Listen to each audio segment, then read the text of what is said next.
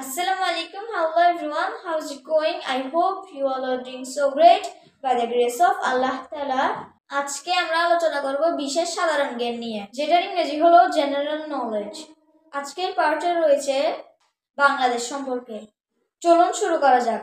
গণপ্রজাতন্ত্রী বাংলাদেশ, এটার ইংরেজি 70% মানুষ পারে না। এটার ইংরেজি হলো the people's republic of Bangladesh. বাংলাদেশের আয়তন হলো 1,47,570 বর্গ কিমি এবং বর্গ মাইলের মধ্যে হলো 56,977।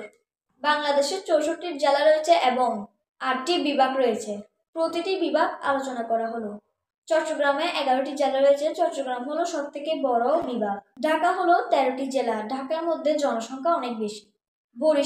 বরিশালে 6টি জেলা রয়েছে, জনসংখ্যা অনেক কম। খুলনাতে 10টি জেলা রয়েছে। রাজশাহীতে 8টি জেলা। রংপুরেও সেম 8টি জেলা। সিলেটে মোট 4টি জেলা। অনেকের মাথায় আসতে পারে যে সবথেকে বড় জেলা হলো রাঙ্গামাটি, আবার জনসংখ্যা কম হলো বান্দরবনে।